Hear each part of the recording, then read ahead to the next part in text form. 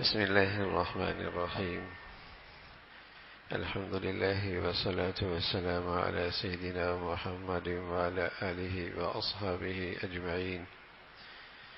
الحمد لله والصلاة والسلام على سيدنا محمد وعلى آله وأصحابه أجمعين. أما بعد، فأعوذ بالله من الشيطان الرجيم. بسم الله الرحمن الرحيم. ولله على الناس حج البيت من استطاع إليه سبيلا ومن كفر فإن الله غني عن العالمين. صدق الله العظيم. اللهم صل على سيدنا محمد النبي الأمي وعلى آله وأصحابه وسلم. اللهم صل على سيدنا محمد النبي الأمي وعلى آله وأصحابه وسلم. میرے معزز مسلمان بزرگوں، عزیز بھائیوں اور امت مسلمہ کی مقدس ماں اور بہنوں، شوال، ذوالقعدہ، ذی الحج، یہ مہینے حج کے مہینے کہلاتے ہیں۔ حج کے مہینے، اطراف عالم سے مسلمان ان دنوں میں احرام باندھ کے بارگاہ خدا بندی میں حاضر ہو رہے ہوتے۔ حج اسلام کا ایک اہم ترین فریضہ ہے، جسمانی لحاظ سے بھی، مالی لحاظ سے بھی۔ نماز، زکوٰۃ، روزہ، یہ فرائض ہو گئے، آخر میں حج فرض ہوا۔ اسی مناسبت سے اللہ کا پیغام ہم آپ کو سنا رہے ہیں۔ وَلِلَّهِ عَلَى النَّاسِ حَجُّ الْبَيْتِ مَنِ اسْتَطَاعَ إِلَيْهِ سَبِيلًا۔ اللہ تعالیٰ کے واسطے لوگوں پر حج فرض ہے جو اس کی استطاعت رکھتے ہیں۔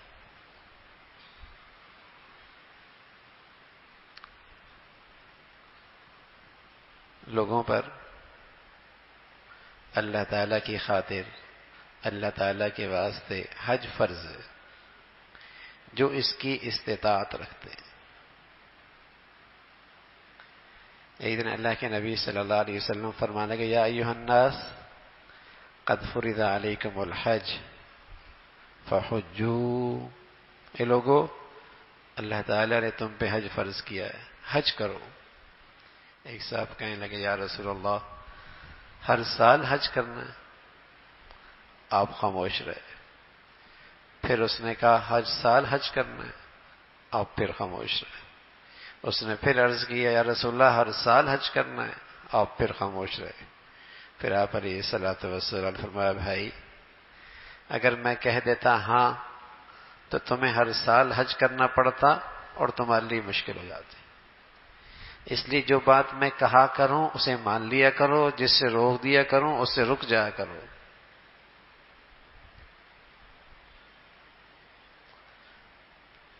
تو زندگی میں ایک مرتبہ حج فرض ہے۔ استطاعت موجود ہو، زاد راہ، سفر کا خرچہ، پیچھے رہنے والوں کے لیے ضروریات کا انتظام، اگر یہ چیزیں میسر ہیں تو حج فرض ہے۔ جتنا جلدی ہو سکے یہ فریضہ ادا ہو جائے۔ اس لیے آپ علیہ الصلوۃ والسلام فرمایا کرتے تھے جس پر حج فرض ہوا اور پھر اس نے حج نہ کیا اور اس حال میں مر گیا تو کوئی پرواہ نہیں کہ وہ یہودی بن کے مرے یا نصرانی بن کے مرے، یعنی اس کا اس حال میں مرنا، یہودی مرنا، نصرانی کا مرنا برابر ہے۔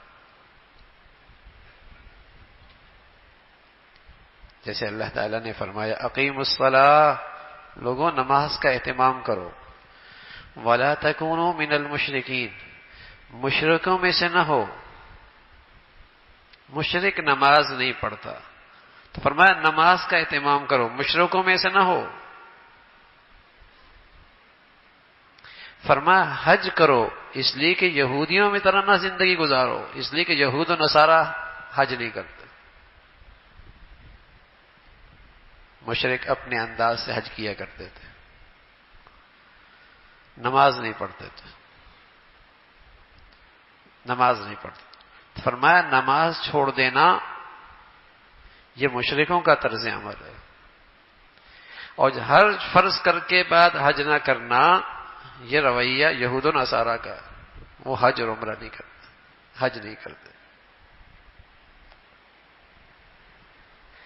وَلِلَّهِ عَلَى النَّاسِ حِجُّ الْبَيْتِ مَنِ اسْتَطَاعَ إِلَيْهِ سَبِيلًا.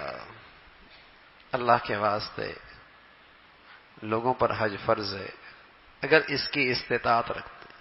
وَمَنْ كَفَرَ، اور جو کافرانہ رویہ اختیار کرے، حج فرض ہونے کے بعد بھی حج کی اسے پرواہ نہ ہو اور حج نہ کرے، یہ کافرانہ رویہ ہے. وَمَنْ كَفَرَ، یہ کافرانہ رویہ ہے.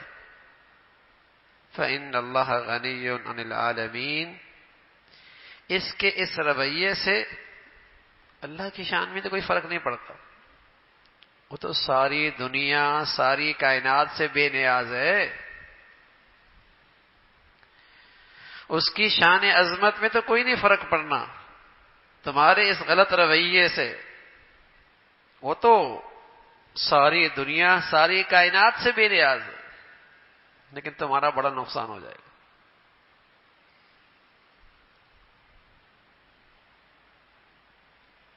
یہ تو حج کی اہمیت ہے، یہ تو اس فرض کی عظمت ہے. اور رسول اللہ صلی اللہ علیہ وسلم فرمایا کرتے تھے من حج فلم یرفث ولم یفسق رجع کیوم ولدت امہ، او کما قال علیہ الصلوۃ والسلام. جس نے حج کیا اور اس حج کے دنوں میں کوئی فحش گفتگو نہیں کی اور کوئی اللہ کی نافرمانی بھی نہیں کی، پرخلوص حج، نیکیوں سے بھرپور حج، تقوی والا حج. فرمایا اس حج کی برکت اور ثمرات یہ ہیں کہ یہ ایسا پاک صاف ہو جاتا ہے جیسے آج اس کی ماں نے اسے جنا ہے.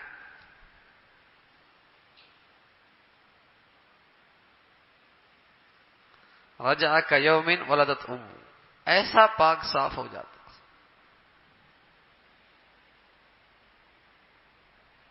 یہ اس کی شان ہے، یہ اس کی فضیلت ہے.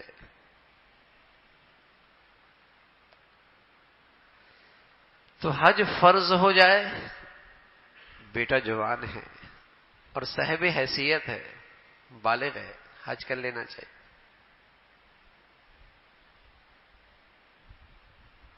بیٹی کے پاس سونا ہے، محرم موجود ہے، حج فرض ہو گیا، کر لینا چاہیے. اس لیے کہ ایک بار حج فرض ہو گیا پھر معاف نہیں ہوتا جب تک کہ ادا نہ کرے. اور بیماری کا پتہ کوئی نہیں، کب صحت چلی جائے کب بیماری آ جائے. خوشحالی کا پتہ کوئی نہیں. آج فرض ہو گیا پھر پیسے نہ رہے تو فرض تو فرض ذمے میں رہے گا.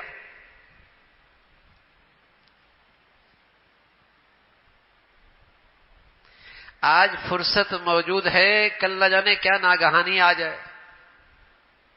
دیر نہیں کرنی چاہیے.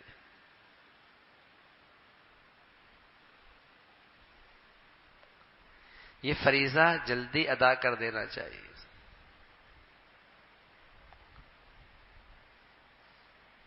بس اوقات حج فرض ہوتا ہے، تاخیر کرتے ہیں، بیٹی کی شادی ہو جائے پھر جائیں گے، بیٹے کا رشتہ ہو جائے پھر چلے جائیں گے، اور اس سے پہلے یہ دنیا سے ہی چلا جاتا ہے.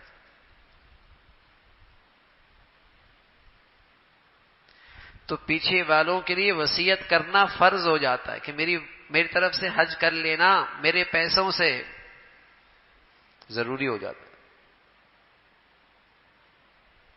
پھر حج بدل کی وصیت کرنا ضروری ہو جاتی ہے کہ اسی کے پیسے میں سے ہو، اس نے کہا بھی ہو اور اس پہ حج فرض بھی ہو، پھر اس کی طرف سے حج بدل ہو سکے. اس نے کہا بھی ہو، وصیت کی ہو، پیسہ بھی اسی کا ہو، اور اس پر حج فرض بھی ہو، پھر حج بدل ہوتا. میرے عزیزو، جب مجھ پہ فرض ہے اور میں نہ کر رہا تو پیچھے میرا کون کرے گا؟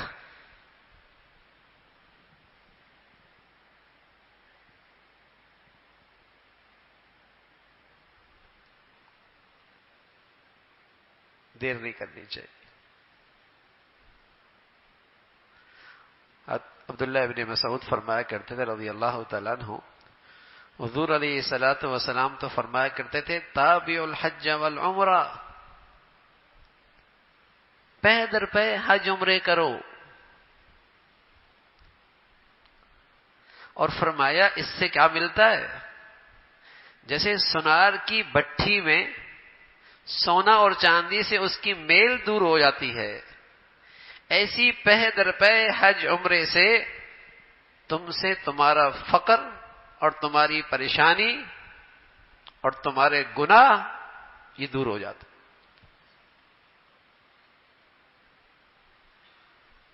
حج کرنے سے فقر دور ہو جاتا ہے، اور یہ اللہ کے نبی بتا رہے ہیں، اور اللہ کے نبی کو اللہ نے بتایا ہے، اور اللہ تعالیٰ کے لیے کہ فقر دور کرنا کیا مشکل ہے؟ محتاجی ختم کرنا کیا مشکل ہے؟ تابعوا الحج والعمرہ، حج عمرہ پے در پے کرو. سونار کی بھٹی میں سونا چاندی سے جیسے اس کی میل کچیل دور ہوتی ہے، ایسی تمہاری محتاجی، تمہارا فقر، تمہارے گناہ تجھ سے دور ہوں گے. لیکن زندگی میں ایک مرتبہ تو فرض ہے نا، اس کی تو وبال ہے کہ اس حال میں مرنا یہودی اور نصرانی بن کے مرنا برابر ہے. اللہ حفاظت فرمائے، اللہ تعالی حفاظت فرمائے.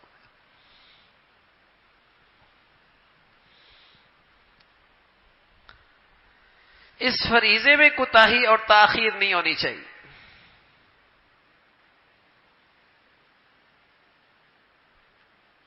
پھر مسلمانان عالم ان دنوں میں حج کرتے ہیں اور مسلمان حج پہ جاتے ہیں، لیکن میرے عزیزو، حج سیکھ کر جانے کا نام ہے. حج سیکھ کر جانے کا نام ہے. لوگ حج پہ جاتے ہیں اور ایسے ہی واپس آ جاتے ہیں.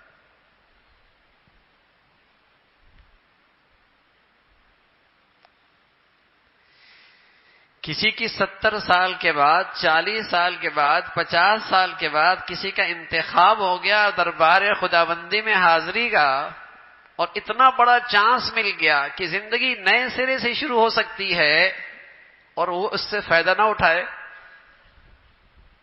کتنی بڑی محرومی ہوگی.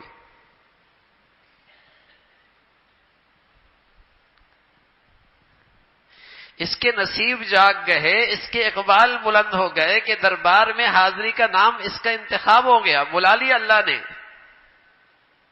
اور پھر خالی ہاتھ آئے.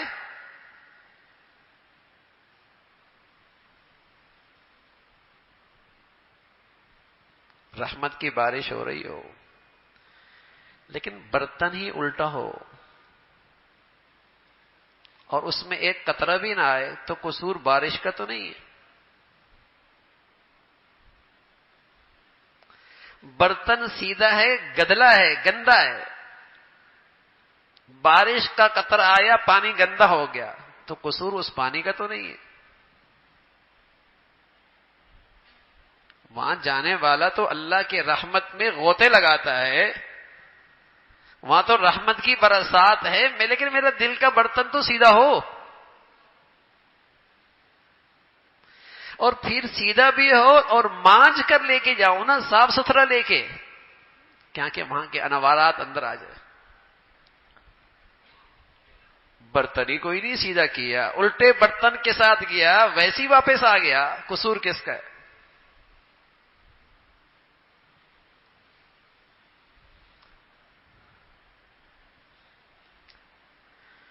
لوگ جاتے ہیں عمرے پہ، لوگ جاتے ہیں حج پہ، اور آتے اور چلے جاتے.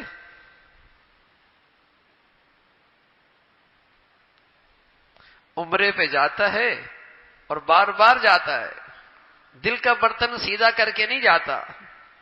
30 سال سے جا رہا ہے، سود ابھی بھی نہیں چھوٹا. 10 سال سے جا رہا ہے، معاملات اب بھی ٹھیک نہیں ہوئے.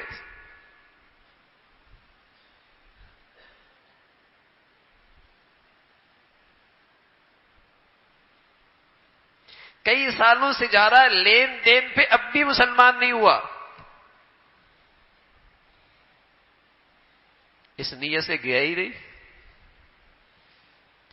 کہ اس لیے اللہ کے دربار میں جا رہا ہوں کہ اللہ سے سچی صلح کر کے آؤں گا، منا کے آؤں گا. حضور علیہ الصلوۃ والسلام فرمایا کرتے تھے لوگ حج کریں گے بھیک مانگنے کے لیے. سیزن اچھا لگ جاتا ہے، جتنا خرچہ ہوگا کمائی اس سے زیادہ ہو جائے گی، بھیک مانگنے کے لیے جاتے ہیں. کچھ لوگ حج کرتے ہیں، کوئی تجارتی مفادات ہوتے، کاروباری مفادات ہوتے.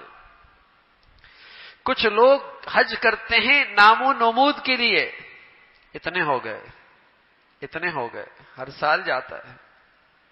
لوگ حاجی کہیں، لوگ تعریفیں کریں نام و نمود کے لیے. فرمایا کچھ لوگ ہوتے ہیں جو حج کرتے ہیں اللہ کو راضی کرنے کے.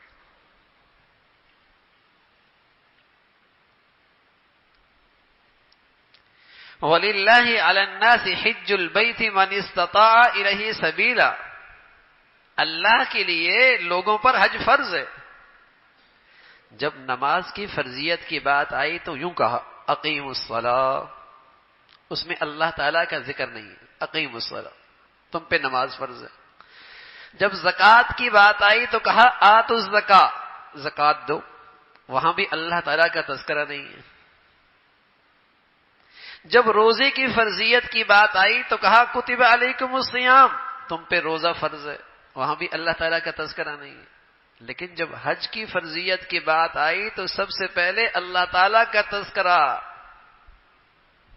کیوں بھائی؟ اس لیے کہ یہاں نیتیں بڑی ڈاواں ڈول ہوتی ہیں.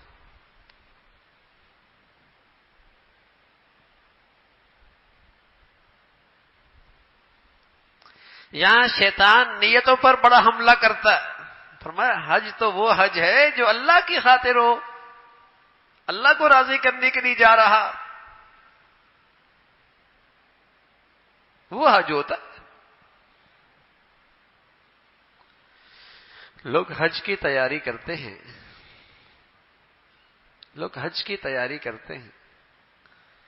اور ان کے ہاں حج کی تیاری یہ ہوتی ہے کہ احرام اچھا مل جائے، 2 لے لیے جائیں، ہوٹل اچھی ہو جائے، گروپ اچھا ہو جائے، مینا عرفات میں جگہ قریب مل جائے، ہوٹل اچھی مل جائے. یہ حج کی تیاری سمجھتے ہیں.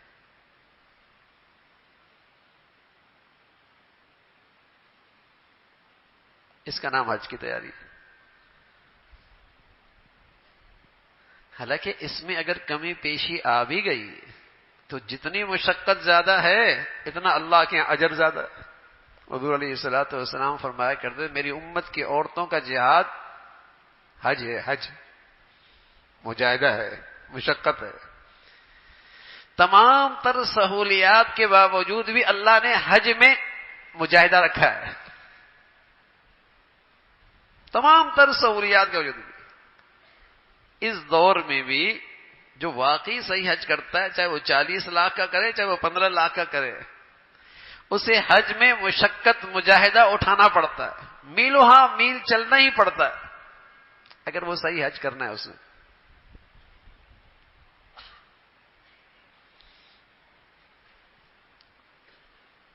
تو اس میں تو جتنی مشقت اٹھائے گا انعام بڑھیا ہے، کمائی ہے. اور حج میں ایسا ضرور ہوتا ہے، ایک بزرگ فرمانے لگے حج میں کیا ہوتا ہے، ایک وقت ایسا آتا ہے کہ نہ بس چلتی ہے نہ بس چلتا ہے، آدمی بے بس ہوتا ہے، کہیں بھی پھنس گیا، کہیں راستہ بھول گیا، کہیں راستہ بند کر دیا. اب چلتے رہو میاں، چلتے رہو.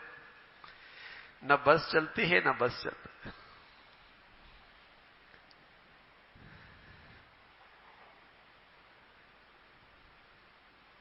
لیکن ہمارے یہاں حج کی تیاری، ہوٹل کیسی ہو، گروپ کیسا ہو، کھانا کیسا ہوگا، قریب کتنی ہوگی، دور کتنی ہوگی. اور کسی کو اگر تھوڑی سی فکر ہو جائے تو وہ کچھ حج کے ظاہری اعمال سیکھ لیتا ہے. کتاب پڑھ لی، کسی نشست میں چلا گیا کہ فرائض کتنے ہیں، واجبات کتنے ہیں، سنتیں کتنی ہیں، کچھ یہ سیکھ لیتا ہے. لیکن حج کے یہ ظاہری اعمال میرے عزیزوں ایسے ہیں کہ ضرور سیکھنے چاہیے. لیکن اگر ان میں کوتاہی بھی ہو گئی تو حج میں صدقہ دے دیا، دم دے دیا، تو اس کے حج کی قبولیت میں کوئی فرق نہیں آتا. کوئی غلطی ہو جاتی اور ہو ہی جاتی ہے، لیکن صدقہ دے دیا، دم دے دیا، اس کی حج کی قبولیت میں کوئی فرق نہیں آتا. لیکن حج میں ایک تیسری چیز ہے، اگر اس کی کمی رہ گئی تو وہ کمی کسی صدقے سے پوری نہیں ہوتی، کسی دم سے نہیں پوری ہوتی. وہ پھر کمی ساری زندگی افسوس ہی رہتا ہے. اور وہ کمی کیا ہے؟ حج کا جذبہ غلط تھا، حج کی نیت غلط تھی، غلط جذبے کے ساتھ گیا، غلط نیت کے ساتھ گیا، اپنی نیت ہی ٹھیک نہیں کی. بتائیے کوئی آدمی حج اللہ کو راضی کرنے کے لیے کرے اور اتنا پیسہ بھی لگا رہا ہے اللہ کو راضی کرنے کے لیے، مشقت بھی اٹھا رہا اور اللہ کو راضی کرنے کے لیے جا رہا ہے، بتائیے وہ حج کے فریضے کے لیے اتنی مشقت بھی اٹھائے، اتنا پیسہ بھی لگائے، بتاؤ یہ حاجی جانے سے پہلے نمازی بنے گا نہیں بنے گا؟ جو نماز کا فریضہ حج سے بھی بڑا فریضہ ہے،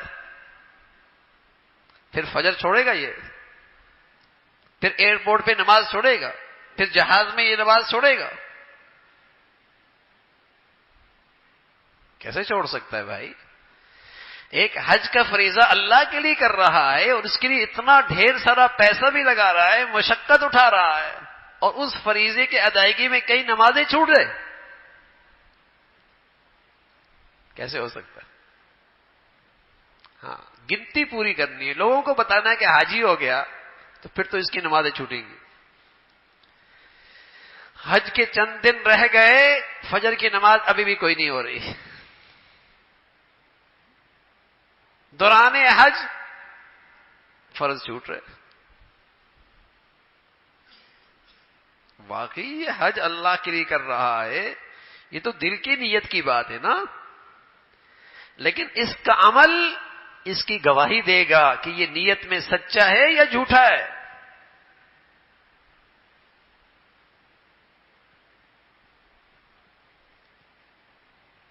حج اللہ کے لیے،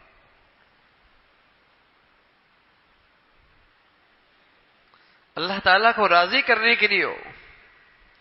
عمرہ ہے اللہ کو راضی کرنے کے لیے ہو.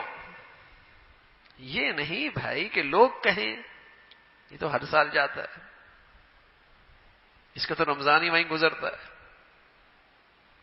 شیطان نیکی کرنے نہیں دیتا، کرنے دیتا ہے تو صحیح جذبے کے ساتھ نہیں کرنے دیتا.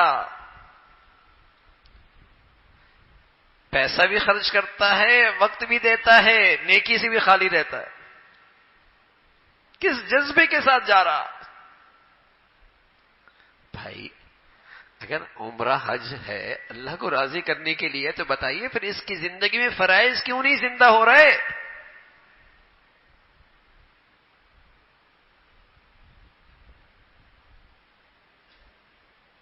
یہ بھی تو اللہ کو راضی کرنے کے فرائض ہیں. کہیں یہ عمل رسمن تو نہیں ہو رہا، رواجن تو نہیں ہو رہا، یہ عمرہ کوئی سیاحت کا حصہ تو نہیں بن گیا کہ میاں چلو سیاحت ہو جائے گی، چھٹیاں گزر جائیں گی، تھوڑا ماحول چینج ہو جائے گا، ادھر نہیں تو ادھر صحیح.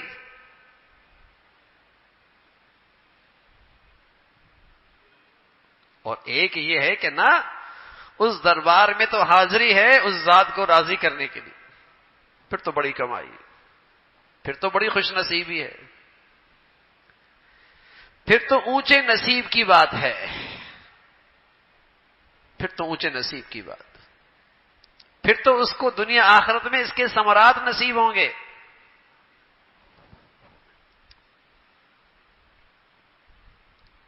تو یہ فریضہ سیکھ کے کرنا چاہیے اور صحیح صفات کے ساتھ کرنا چاہیے. خاص طور پہ اللہ تعالیٰ نے فرمایا کہ حج میں جھگڑنا نہیں. ولا جدال فی الحج، حج میں نافرمانی نہ کرنا، حج میں جھگڑنا نہیں. جھگڑنا بھی نافرمانی میں آ گیا، لیکن اسے خاص عنوان کے ساتھ پھر ذکر کیا. حالانکہ یہ کہہ دینا تھا کہ حج میں نافرمانی نہ کرنا، تو اس میں جھگڑا بھی آ گیا، لیکن اس عنوان کو پھر نمایاں کیا، جھگڑنا نہیں. اس لیے کہ حج میں حاجی جھگڑتا بہت ہے.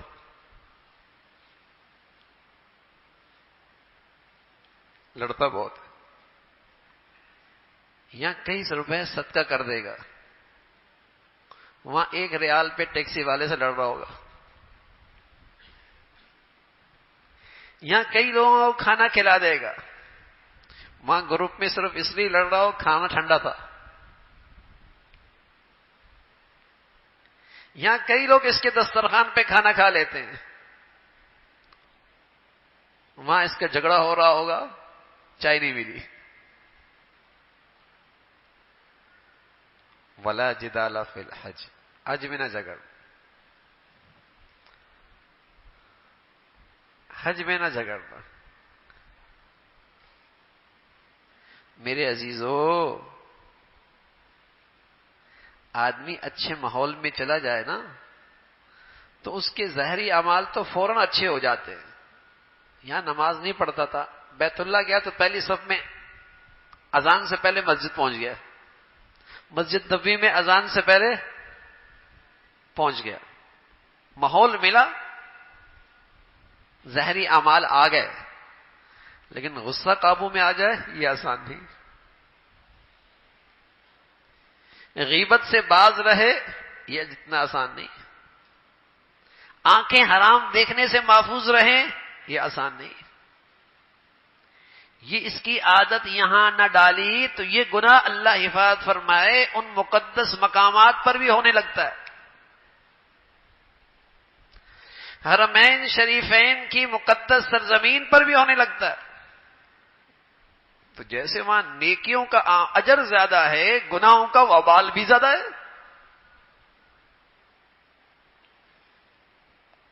عائشہ فرمایا کرتی تھی رضی اللہ تعالیٰ عنہ، حضور علیہ الصلوۃ والسلام نے فرمایا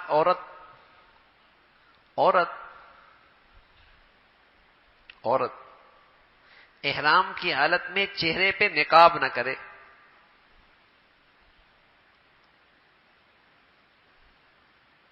عورت احرام کی حالت میں چہرے پہ نقاب نہ کرے. لیکن ساتھ یہ فرمانے لگی کہ ہم جب حضور علیہ الصلوۃ والسلام کے ساتھ حج پہ تھے تو جب کوئی اجنبی مرد آتا تو ہم اپنے چہرے پہ چادر ڈال لیا کرتے تھے، جب مرد چلا جاتا ہم نقاب ہٹا لیا کرتے تھے. لیکن جس بیچاری کو یہیں پردے کی عادت نہیں اور یہیں صحیح کپڑے پہننے کی عادت نہیں، وہ ان مقدس سرزمین پر بھی یہ گناہ کرتی رہتی ہے.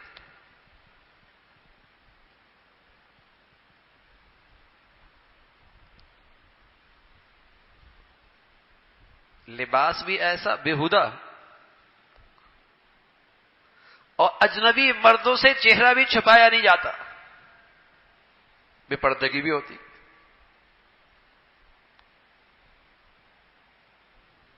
عادت جو نہیں ہے. تو حج کے سفر کا تو بہترین توشہ ہے. ہم سمجھتے ہیں حج کے سفر کی توشہ کیا ہے؟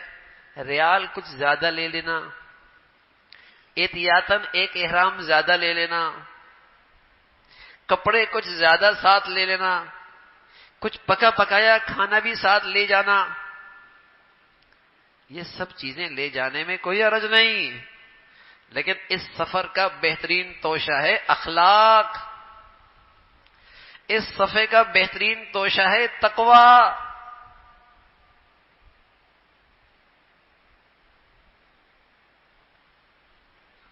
یہ اس سفر کا بہترین زاد راہ ہے. یہ لے کے جانا چاہیے.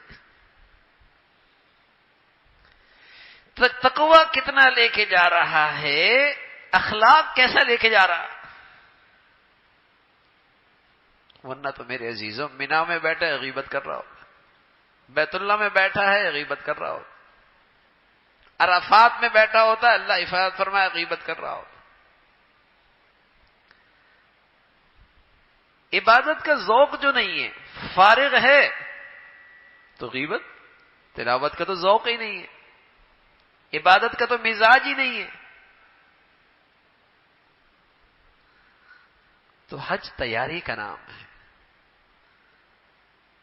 اچھے طریقے سے اس کی تیاری کر کے جائے، عمرہ اچھی طریقے سے تیاری کر کے جائے، تب وہاں کے انوار و برکات ملتے ہیں نا بھائی. ورنہ ایسی سیاحت کے انداز میں گیا، سیاحت کے انداز میں واپس آ جائے گا.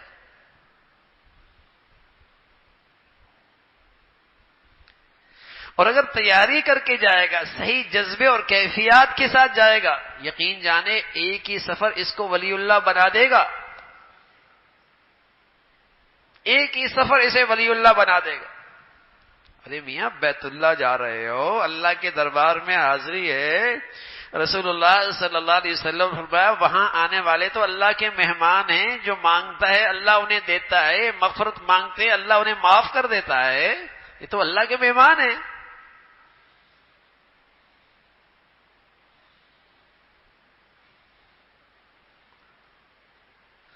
لیکن کن کیفیات کے ساتھ جا رہا، تیاری کر کے جائے گا، صفات کے ساتھ جائے گا، بہت کچھ لے کے آئے گا. آپ علیہ الصلوۃ والسلام فرمایا کرتے تھے کہ نماز یوں پڑھو جیسے تمہاری زندگی کی آخری نماز ہو. دن میں 5 مرتبہ نماز ہوتی ہے، حج تو زندگی میں 1 مرتبہ فرض ہے، اور کوئی ہر بار جائے تو سال میں 1 مرتبہ جائے گا. نماز دن میں 5 مرتبہ فرض ہے، حج زندگی میں 1 مرتبہ فرض ہے، اور کوئی بار بار جائے تو وہ بھی 1 سال کے بعد جائے گا. تو میرے عزیزو جب آپ یہ فرما رہے کہ نماز یوں پڑھو جیسے تمہاری زندگی کی آخری نماز ہے، تو حج پہ جانے والے کو پھر کس خیال سے جانا چاہیے کہ ایسا کرو نا میاں کہ ایک نئی زندگی شروع ہو جائے، اور 60 سال 40 سال 50 سال کی زندگی پر اللہ حرف غلط کی طرح قلم پھیر دے.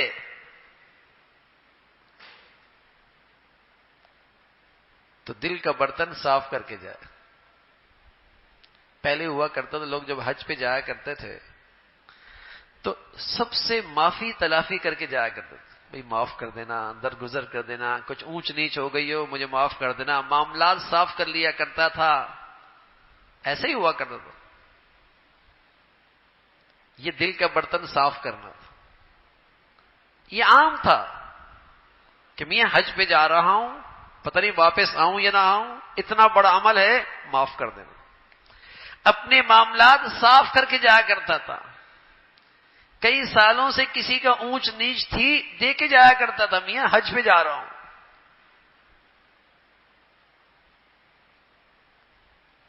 تو بھائی حج پہ جا رہا ہے، دل کا برتن صاف کر کے جا. کینہ نہ رہے، بغض نہ رہے، کسی کے لیے کھوٹ نہ رہے، حسد نہ رہے. یہ دل کا برتن صاف کر، سب کو اللہ کے لیے معاف کر کے جا، معافی مانگ کے جا. ہاں تم نے معافی مانگ لی اور سامنے والا معاف نہیں کر رہا، اس میں تمہارا کوئی قصور نہیں، اس کا وبال اس پر ہے. تمہارا کام ہے سچے دل سے معافی مانگ لینا، اور جس کا حق تم پر ہے اس کو ادا کر کے جانا. باقی کوئی نہیں معاف کر رہا اس کا قصور ہے. تمہارا مزاج یہ ہو جلدی معاف کر دیا کرو، اس لیے کہ وہ ذات بھی تمہیں جلدی معاف کر دے گی.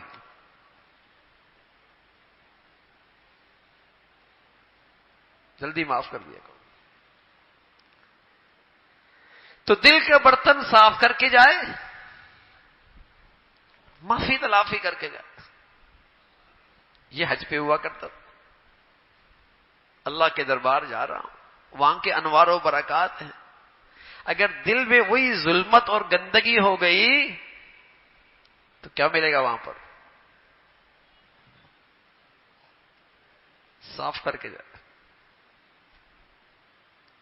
معافی مانگ کے جائے، کسی کا حق ذمہ ہے ادا کر کے جائے، کسی کے حقوق ہیں ان کو ادا کرے. حج پہ جا رہا ہے.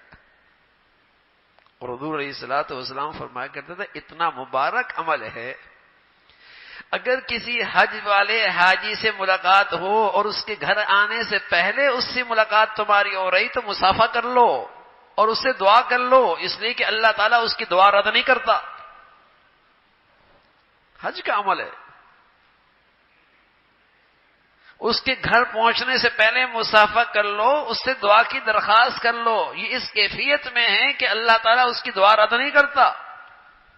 حج کر کیا ہے؟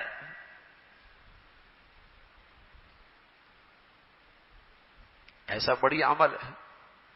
تو اس عمل کو بڑھیا بنانا ہے.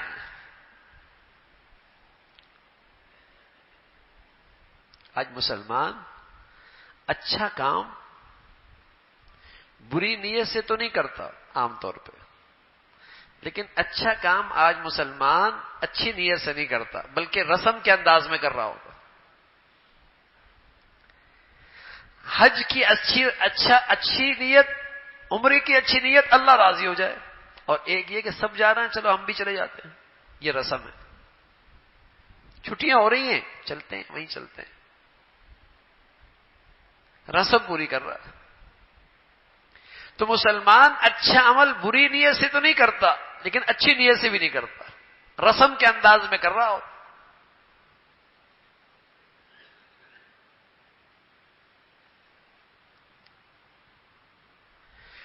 تو زندگی میں حج فرض ہو جلدی ادا کرنا چاہیے، تاخیر نہیں کرنی چاہیے. سخت وعید اللہ کے نبی نے فرمائی ہے. حج کی اللہ تعالیٰ توفیق دے رہے ہیں، حج سیکھنا چاہیے اور حج کی تیاری میں تقوی اخلاق ساتھ لے کے جانے چاہیے.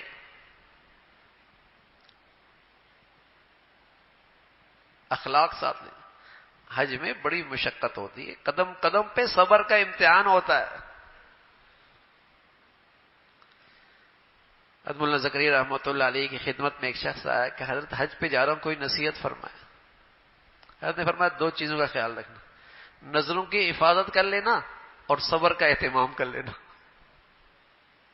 قدم قدم پہ صبر کا امتحان ہوتا. مینا میں جگہ اچھی نہیں ملی، ہوٹل میں جگہ اچھی نہیں ملی، عرفات میں جگہ اچھی نہیں ملی، مزدلفہ میں جگہ اچھی نہیں ملی، کھانا اچھا نہیں آیا. قدم قدم پہ صبر کا امتحان. اور یہ ہے کسی چیز پہ صبر ہی نہیں ہے، یہ سوچتا ہی نہیں ہے کہ اللہ کے راستے میں آیا ہوں، اللہ کا مہمان ہوں، میں تو اسے راضی کرنے کے لیے آیا ہوں. یہ تو چھوٹی بات ہے، یہ تو چھوٹی بات ہے.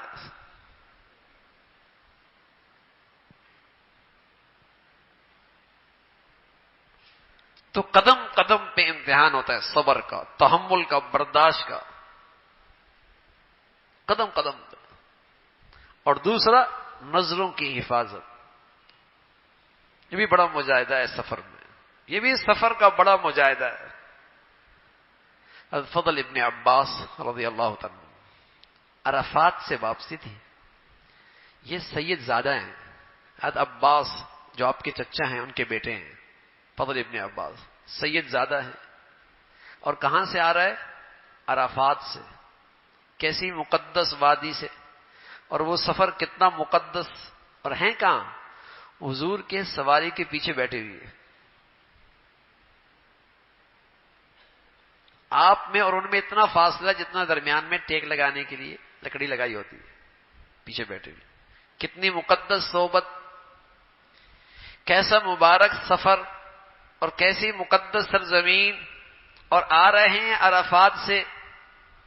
اب ظاہر مجمع جب وہاں سے آ رہا ہے، جوان تھے تو دائیں بائیں عورتیں بھی تھیں، تو فضل کی آنکھ اٹھ گئی. تو حضور علیہ الصلوۃ والسلام نے پیار سے چہرے پہ ہاتھ رکھا اور چہرہ پھیر دیا. کہا فضل کیا کر رہے ہو؟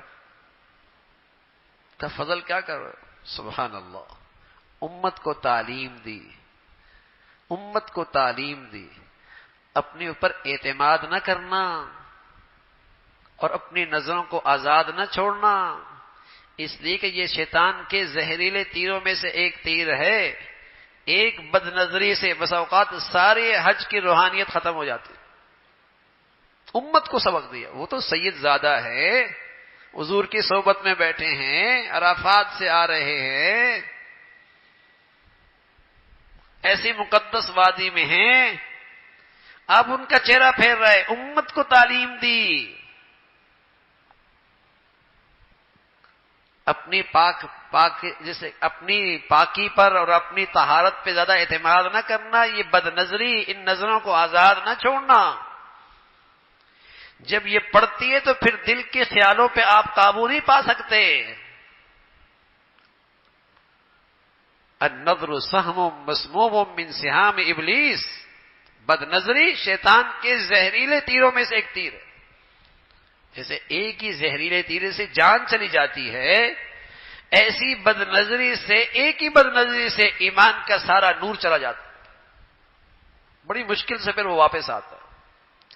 اس کے لیے نظروں کی حفاظت کے بڑے مجاہدے اٹھانے پڑتے ہیں، پھر کہیں وہ نور واپس آتا ہے.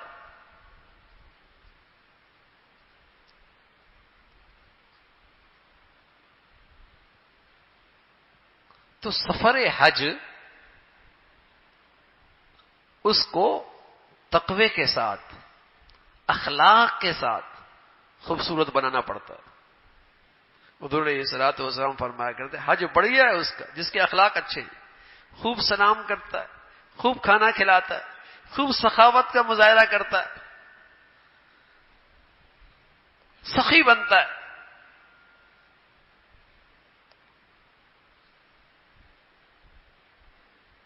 کھلے دل سے خرچ کرتا ہے اپنے بھائیوں پر، اپنے ساتھیوں پر.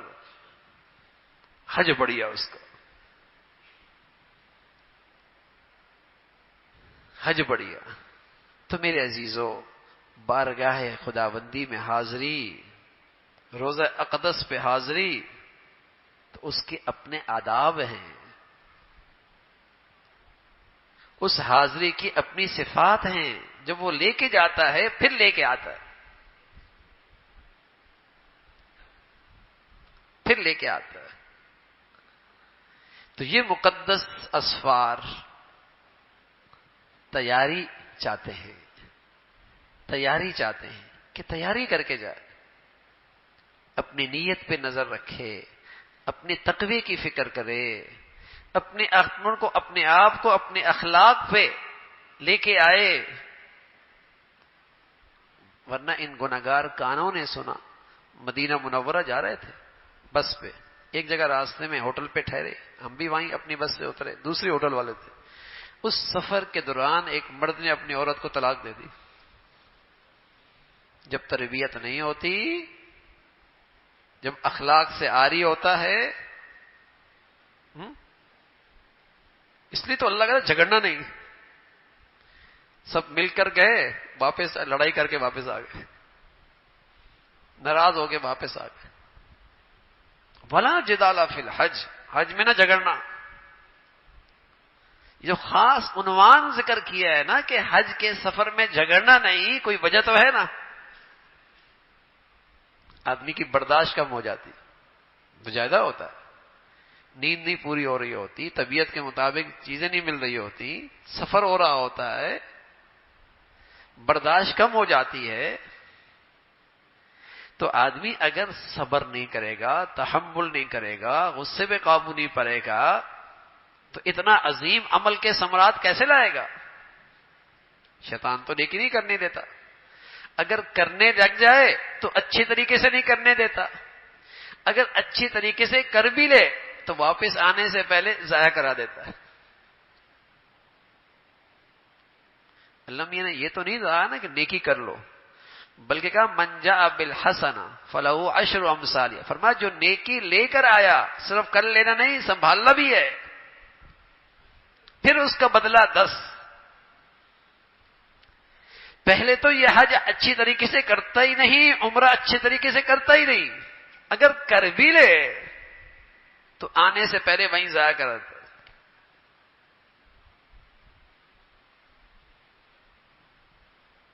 ایئرپورٹ پہ ضائع ہو جاتا۔ صحیح امتحان بھی ایئرپورٹ پہ ہوتا ہے۔ یہاں تو اے سی لگا ہوا ہے نا، سب کو ٹھنڈا لگ رہا ہے، تو حرمین شریفین کے اندر بھی تو روحانی اے سی لگا ہوتا ہے، ایمان کا اے سی لگا ہوتا ہے، سب نیک بنے ہوتے ہیں، لیکن جب ویسے اس روحانی اے سی سے نکلتے ہیں ایئرپورٹ کی طرف تو اصلیت سامنے آ جاتی ہے۔ یہ نمازیں گئیں، یہ اخلاق گیا، یہ اثار گیا۔ جب تک وہاں ہوتا ہے چونکہ ایمانی اے سی ہوتا ہے، سب چل رہے ہوتے ہیں، اندازہ نہیں ہوتا، لیکن جیسے ہی اس ایمانی اے سی سے نکلتے ہیں واضح ہو جاتا ہے۔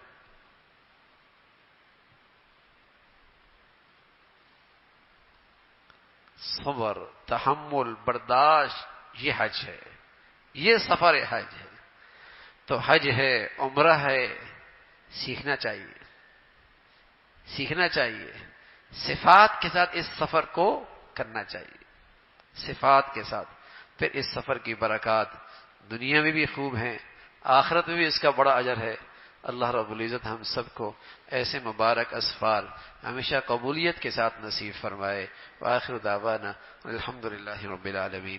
اللہم لک الحمد کلو ولک الشکر کلو، اللہم لک الحمد کلو ولک الشکر کلو، سبحان اللہ وبحمدہ، سبحان اللہ العظیم، عدد خلقہ ورضا نفسہ وزینة عرشہ ومداد کلماتہ، اللہم لا نحصی ثناء علیک انت کما اثنیت علی نفسک، اللہم اعنا علی ذکرک وشکرک وحسن عبادتک، اللہم اعنا علی ذکرک وشکرک وحسن عبادتک، لا الہ الا اللہ الحلیم الکریم، سبحان اللہ رب العرش العظیم، نسألک موجبات رحمتک وعزائم مغفرتک والغنیمة من كل بر والسلامة من كل إثم، اللهم لا تدع لنا ذنبا إلا غفرته ولا هما إلا فرجته ولا حاجة هي لك رضا إلا قضيتها يا أرحم الراحمين، يا حي يا قيوم برحمتك نستغيث، أصلح لنا شأننا كله ولا تكلنا إلى أنفسنا طرفة عين، یا ارحم الراحمین، ہم سب کا کہا سنا اپنی بارگاہ میں قبول فرما، ہمیں ایمان والی، عافیت والی، صحت والی زندگی عطا فرما۔ اے مولا کریم ہمیشہ عافیت کے ساتھ نعمتوں بھری زندگی عطا فرما، نعمتیں دینے کے بعد ہمیشہ محرومی سے محفوظ فرما، ظاہری باطنی نعمتوں میں خوب برکتیں عطا فرما، ترقی عطا فرما۔ اے مولا کریم اپنی اطاعت، اپنی نعمتوں میں اپنی اطاعت فرما برداری نصیب فرما، اپنے فضل سے مولا کریم تمام حاضرین حاضرات، سامعین سامعات کی تمام زائد حاجات کو پورا فرما، مشکلات کو آسان فرما، پریشانیوں کو ختم فرما، گھروں میں محبتوں کی فضا نصیب فرما، باہمی آپس کا اتفاق نصیب فرما، گھروں کی زندگی خوشگوار نصیب فرما، گھروں کا سکون اور گھروں کی راحت نصیب فرما، رزق میں صحت میں ہمیشہ برکت عطا فرما، بے برکتی سے، نحوستوں سے، گناہوں کی گندگیوں سے ہماری زندگیوں کو، ہمارے گھروں کو محفوظ فرما۔ اے مولا کریم ہمارے بچے بچیوں کو ہمارے لیے صدقہ جاریہ بنا، اور ہمیں اپنے بڑوں کے لیے صدقہ جاریہ بنا، ہمیشہ اپنے اولاد کے تعلیم تربیت زندگی کے صحیح فیصلے کرنے کی توفیق عطا فرما۔ یا ارحم الراحمین اپنے فضل سے، اپنے کرم سے ہماری اولادوں کو ہمارے لیے راحت کا باعث بنا، عزت کا باعث بنا، فتنوں سے محفوظ فرما، بری زندگی سے، بری موت سے، برے حالات سے محفوظ فرما۔